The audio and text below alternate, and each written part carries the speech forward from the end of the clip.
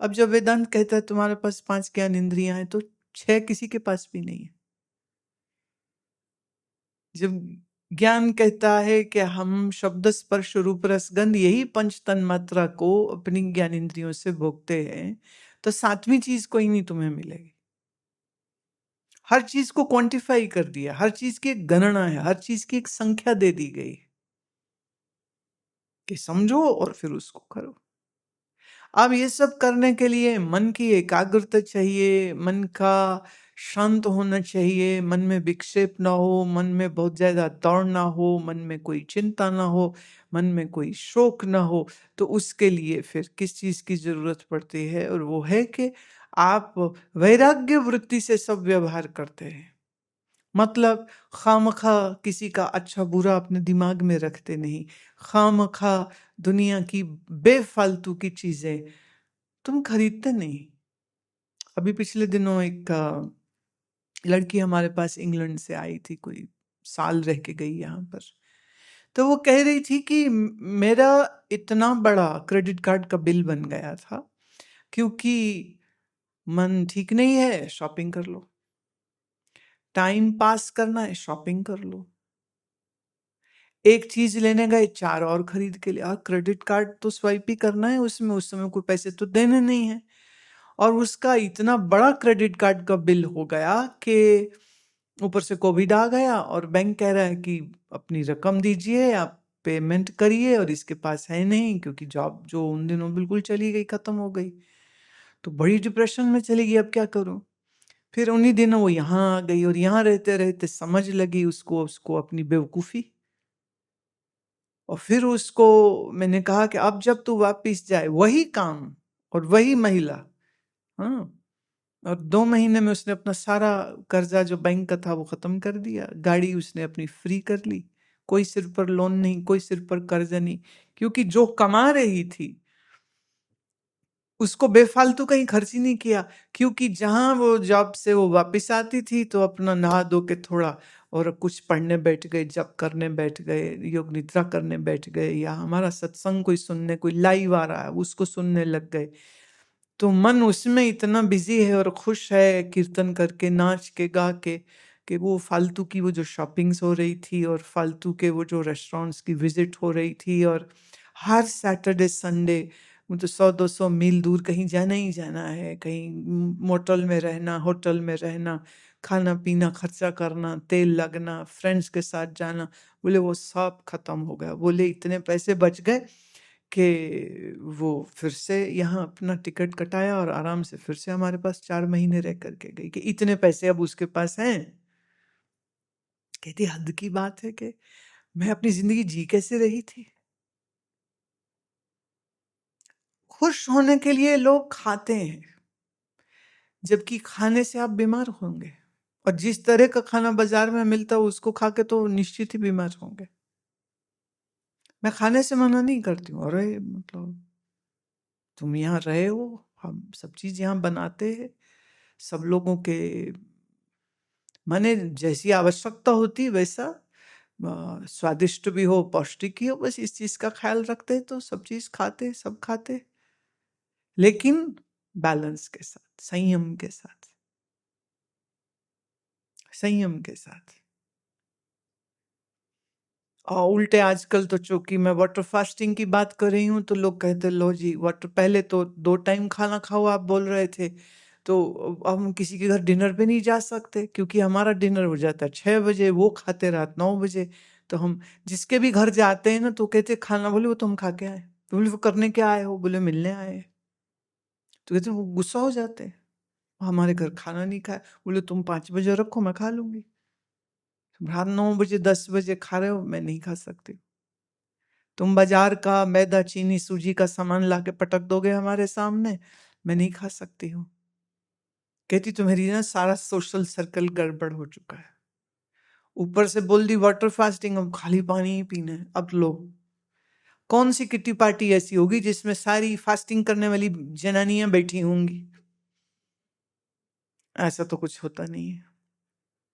Kitty party मतलब samosa chaat burger pizza, है ना, और गपशप और गेम्स। तो कह रहे अब मेरी पार्टी छूट गई, किटी पार्टी छूट गई, मेरी डिनर। और जब मैं लंच खाते जो हम, क्योंकि ब्रंच हो चुका है, टाइम ऐसा हो गया, उस टाइम कोई रेस्टोरेंट खुला ही नहीं होता, तो घर ही पकाओ, घर ही खाओ। कहती वैसे पर पैसे की बड़ी बचत हो गई, सेहत अच्छी हो गई, स्वास्थ्य अच्छा हो गया, नींद अच्छी हो गई, माइक्रोबायोम ठीक हो गया, गट बैक्टीरिया ठीक हो गया, क्या खाना क्या नहीं खाना वो सब समझ लग गई। तो अब जाना आना छूट गया है, तो पैसे की बचत, समय की बचत, साधना भी ग्रो हो रही है। कहती पर दोस्त छूट गए। मैं क्या वो दोस्त थोड़े ना थे तेरे, दुश्मन थे वो तो। जो आपको रात 10 बजे खाना खिलाए और ऊपर से आइसक्रीम खिलाए, आपको किसी दुश्मन की जरूरत नहीं है, बंदा दुश्मन है तुम्हारा। सही में कह रही हूं, क्योंकि ये खाना हजम होगा नहीं, और यही भोजन अंदर जाकर के जहर बनेगा, टॉक्सिन बनेगा, जिसे हम आयुर्वेद में आमा बोलते हैं। यही आमा रोगों का कारण होता है।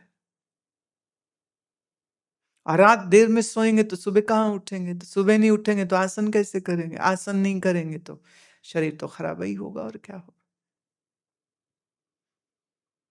बॉडी इतनी एसिडिक लोगों की हो चुकी है, गलत खा खा के, रात जाग जाग के, ठीक टाइम ना सोने के कारण, उसी एसिडिक बॉडी की वजह से arthritis, rheumatoid arthritis and diabetes and blood pressure and what not, ये सब उसकी वजह से।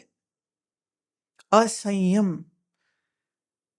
तो समाज के अंदर जब लोग रहते हैं और जब वो इन प्राकृतिक नियमों का उल्लंघन करते हैं समाज में एक दूसरे को खुश करने के लिए, तो उसमें अंत में नुकसान किसका? नुकसान आपका। अब ये बात समझ लगती नहीं है लोगों को,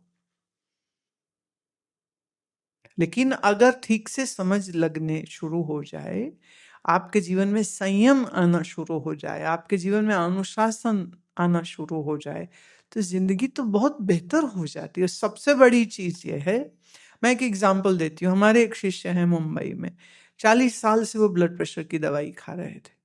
अभी वो 80 साल के हो गए हैं। 40 साल के थे जब दवाई शुरू हुई थी, राइट। फिर उन्होंने जो कुछ मैं बोलती हूँ कि वाटर फास्टिंग करो, 2 ही समय खाओ, ये नहीं खाओ, वो नहीं खाओ क्या नहीं खाओ, मैं कई बार चूंकि बात करती हूँ, उन्होंने उस चीज को चालू कर लिया। कोई 6 महीने तक आते आते उनका ब्लड प्रेशर, डॉक्टर देखता है तो वो कहता है कि आप तो गोली बिल्कुल मत लीजिएगा, ये तो उल्टा हाइपोटेंशन की तरफ आप चले जाएंगे, बिल्कुल नॉर्मल और बढ़िया हो चुका है। ये ऐसे कैसे हुआ? क्योंकि नॉर्मली ये कहा जाता है कि सर्टन केसेस में दवाई सारी जिंदगी खानी पड़ेगी, सर्टन केसेस में, मतलब कोई और एबनॉर्मेलिटी है या कोई और भी वजह हो सकती, लेकिन इनके केस में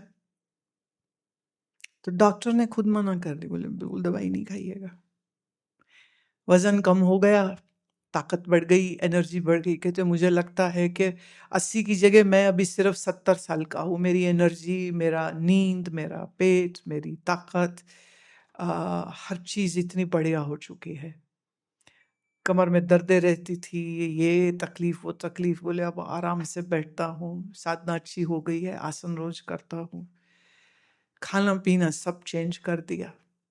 तो बोले अब मित्र मंडली के साथ हमारा जो मिलना होता है वो सिर्फ हफ्ते का 15 दिन में कभी एक बार, तो मैं उनके साथ वो भी कहता हूँ भाई दोपहर में तुमने जो खाना खिलाना खिला लो, लेकिन दोपहर के बाद में नहीं खाऊंगा, क्योंकि मेरा शाम का भोजन जल्दी होता है, तो मैं शाम न करके दोपहर कर लूंगा। इतना मैं कर सकता हूँ, इससे ज्यादा नहीं।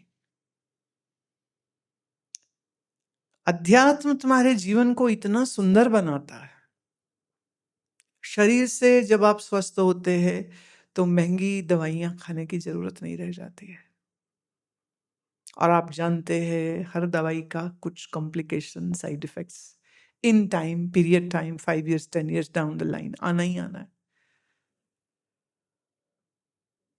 तो जब हम संयम और एक अच्छे साधक योग ज्ञान के हो जाते हैं ना, तो हमारे जीवन में एक सुंदर बैलेंस आ जाता है।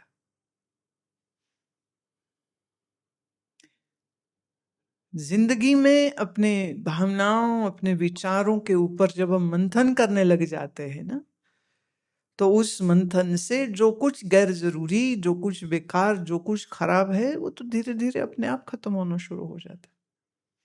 अभी उस दिन मुझे एक सज्जन कह रहे थे, कह रहे मैं जब चाय पीता था ना, तो साथ में 5-6 बिस्किट आराम से खा जाता था, आराम से।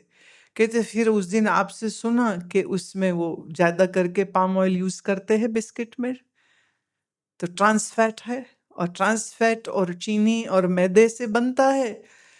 तो वो खाएंगे तो आपका ट्राइग्लिसराइड बढ़ेगा, ट्राइग्लिसराइड समय के साथ धीरे धीरे धीरे आपकी आर्टरीज को चोक कर देगा और हार्ट में इन्फ्लेमेशन कर देगा।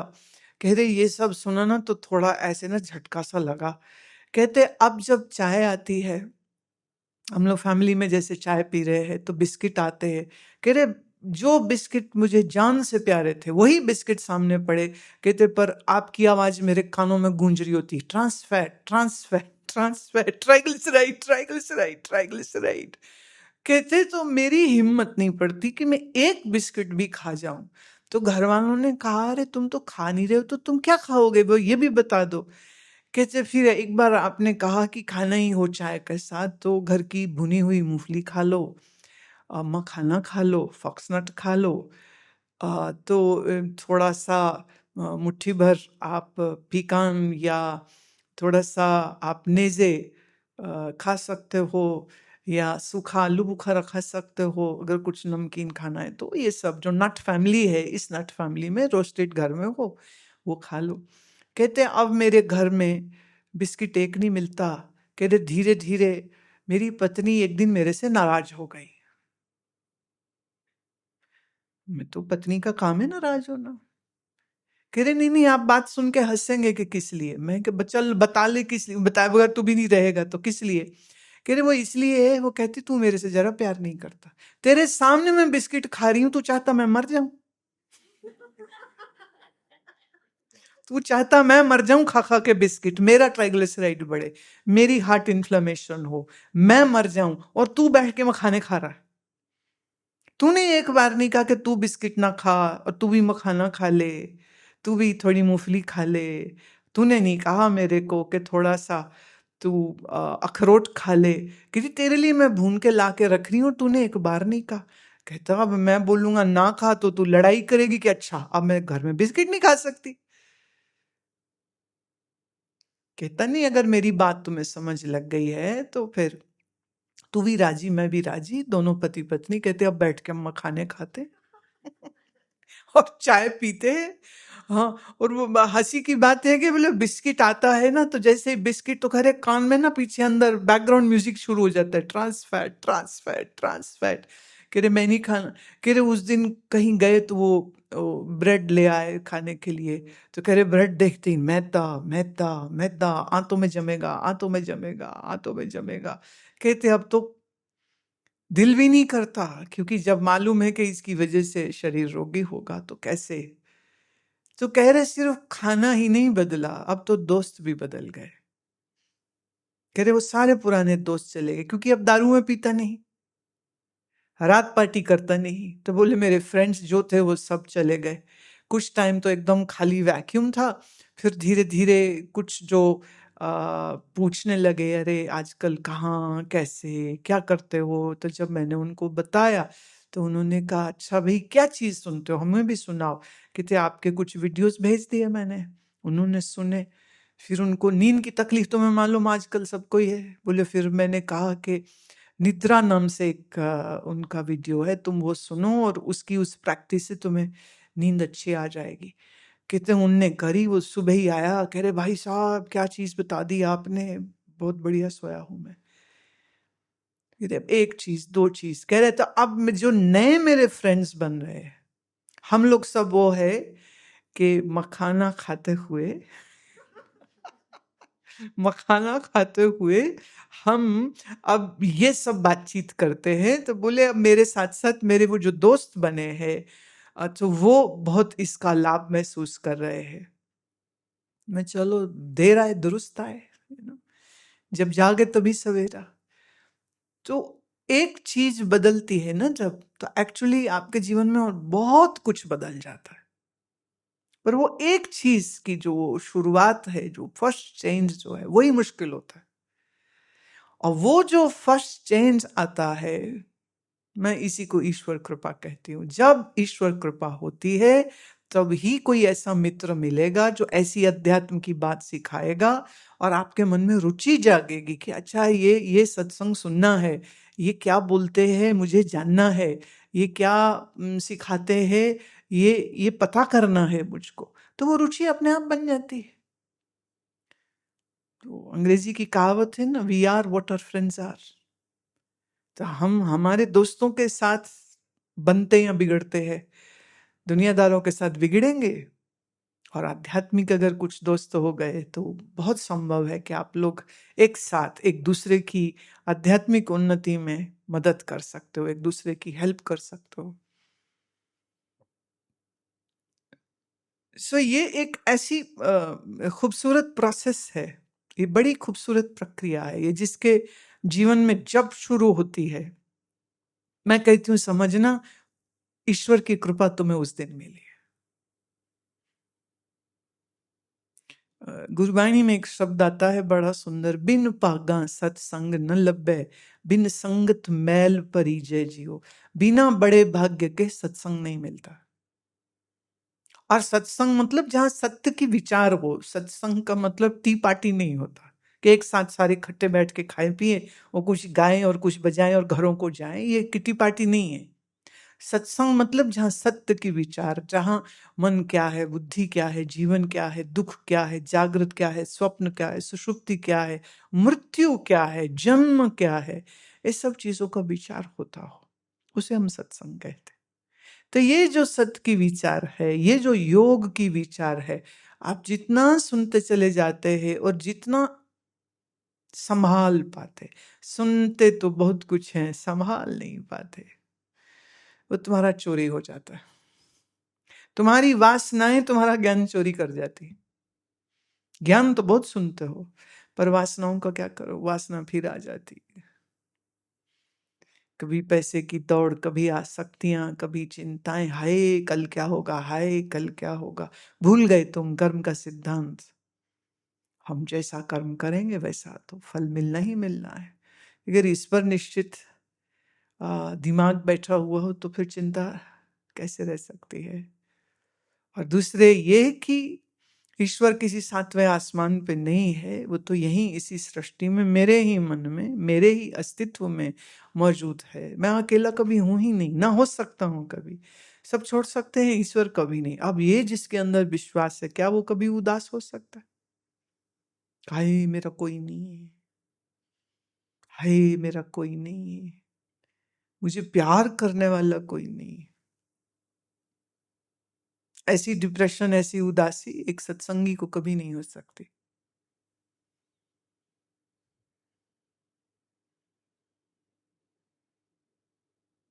इसलिए ये कृपा है, ये कृपा है, बहुत बड़ी कृपा है।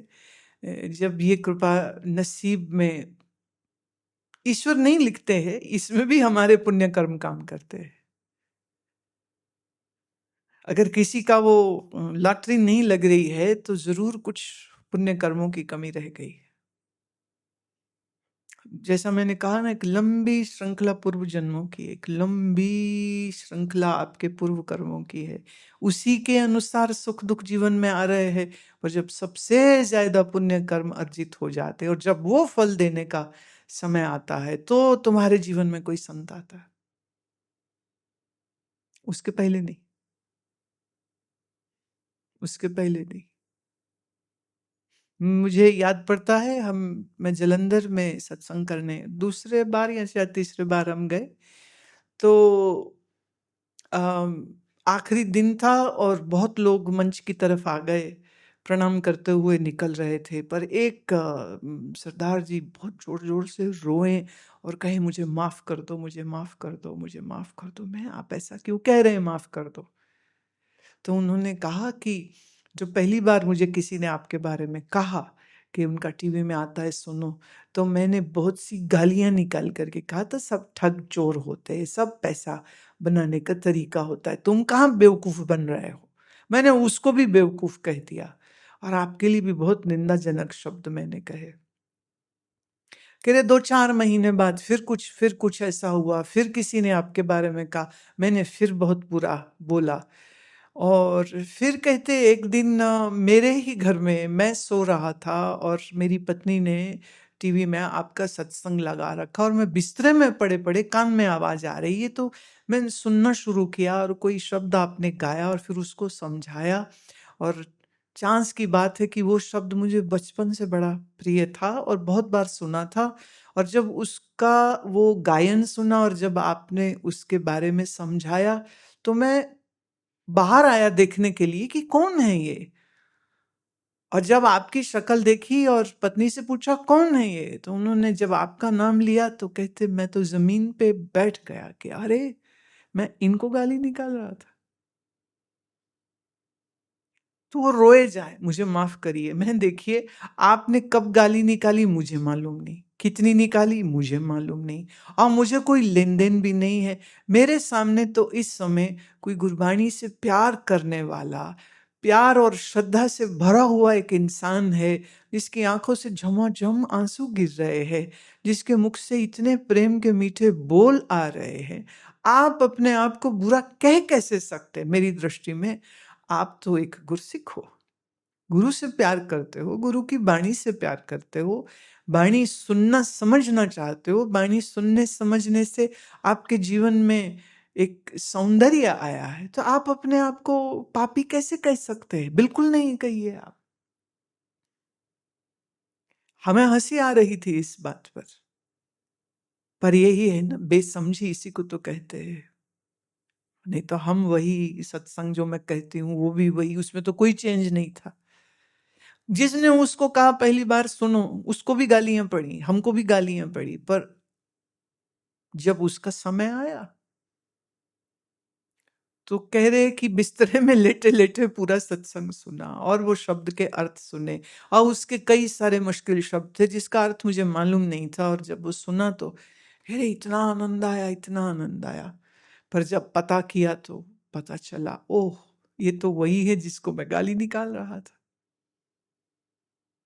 मैं कोई बात नहीं, जितनी जोर से गाली निकालू ना उसको उतनी जोर से फिर प्यार करते हो।